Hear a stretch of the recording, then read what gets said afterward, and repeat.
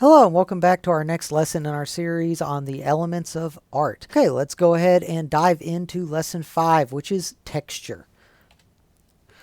Texture is pretty self-explanatory. Texture is the way something feels, just like in line previously. It has implied and it has actual. Actual texture means you can actually feel something. Implied texture means that if you ran your hand over it, you couldn't feel any texture, but it's implied. So, that being said, let me give you an example that we have right here, which is a very famous artwork made out of rabbit fur, if I'm not mistaken, and it has actual texture because you could actually pick this up and feel it. And a lot of my students are like, "Ooh, why is it made out of rabbit fur?" And I say, well, it's like a warm cup of tea. It makes you feel nice and fuzzy on the inside. And I always found that to be quite hilarious. My students don't really get the humor in that, most of them. But that is an example of actual texture. So I want to ask you a question. If you were to walk up and touch this, do you think this would be actual texture or implied texture? If you said actual texture, then yes, that would be correct because this is a statue, a bronze statue actually, more famously known as the melting dog, but the actual name of the artwork is Dog. Moving on.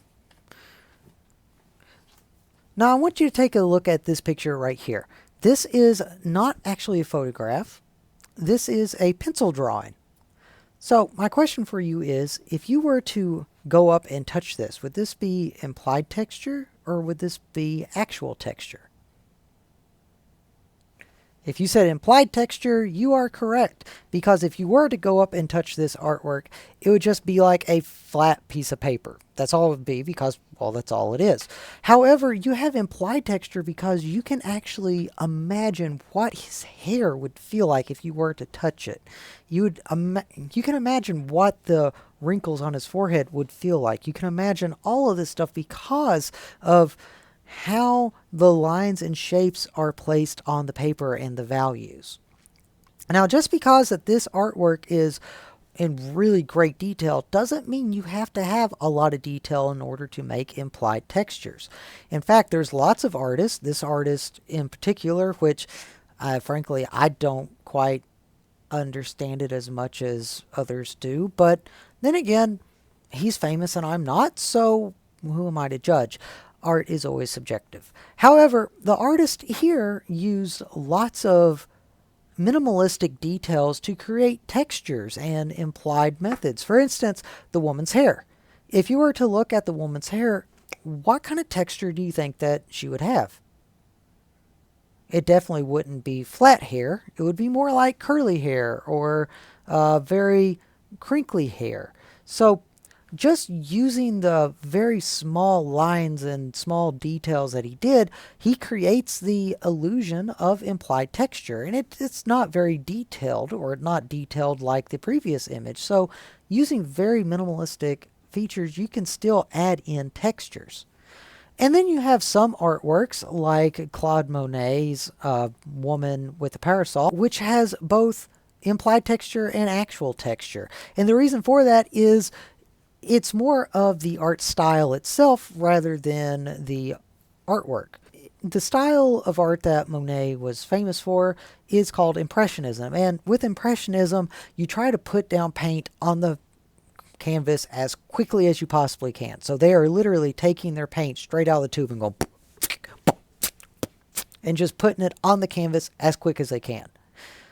If you were to go up and touch this artwork and you were to feel it, you could actually feel all the bumps and ridges of the paint on the artwork because the artist did not blend the paint, or at least they didn't blend it very much before they put it on there. They literally just put the paint on there, went to the next color, and put the paint on there again.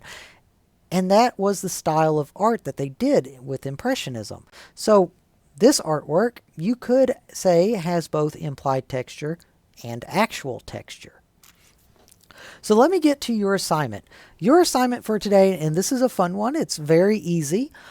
What you're going to do is you're going to take a blank piece of paper. It could be a white piece of paper or it could be lined paper. It doesn't matter. It's up to you.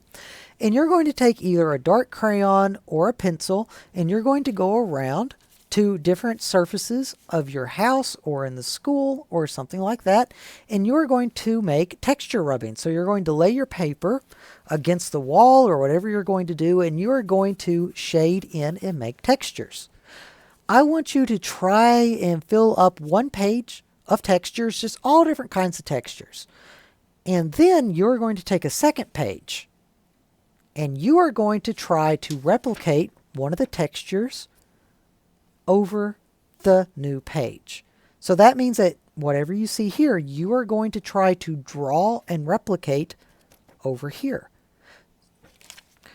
And that is your assignment for today. Now, this assignment typically doesn't take very long. I just want you to experiment with the different textures and see what you can come up with.